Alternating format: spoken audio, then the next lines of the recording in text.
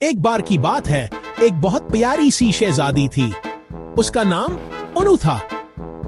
शहजादी उनु एक खूबसूरत महल में रहती थी।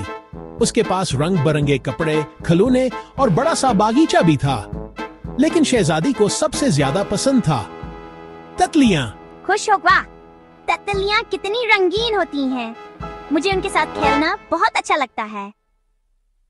एक दिन शहजादी बाग में बैठी थी कि अचानक एक चमकती हुई जादुई तितली आई। वो सुनहरी रोशनी में जगमगा रही थी। ओह, ये तो आम तितली नहीं है, ये तो जादुई लगती है। शहजादी मैं जादुई तितली हूँ। मैं तुम्हें एक खास मुहिम पर ले जाना चाहती हूँ। खुशी से मुहिम, मुझे बहुत मजा आएगा। तितली ने अपने नुन्हे नुन्हे परों को हिलाया और चमक चमक रोशनी फैल गई। अचानक शहजादी और तितली एक जंगल में पहुंच गए। ये कितना प्यारा जंगल है, लेकिन ओह, यहाँ के फूल मुरझाए हुए हैं। जी हाँ शहजादी, इस जंगल में खुशबू और रंग खत्म हो गए हैं। सिर्फ तुम ही इस जंगल को बचा सकती हो। मगर कैसे? अगर तुम अपना दिल साफ रखो, दूसरों की मदद करो और खुशी फैलाओ, तो जंगल में फिर रंग और खुशबू लूट आएंगे। शहजादी उन्होंने सोचा। फिर वो जंगल के जानवरों के पास गई।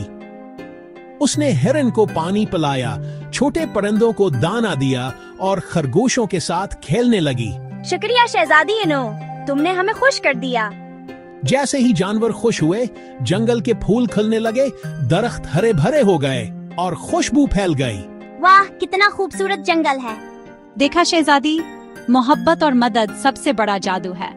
तितली ने अपने परों को फिर से हिलाया और शहजादी उन्हें वापस महल में आ गई। आज मैंने सीखा कि असल खुशी दूसरों को खुश करने में है। इस दिन के बाद शहजादी उन्हें रोज दूसरों की मदद करती, जानवरों को प्यार देती और हर एक के चेहरे पर मुस्कान लाती। और जादुई तितली हमेशा उसकी दोस्त बनी रही। कहानी खत्म।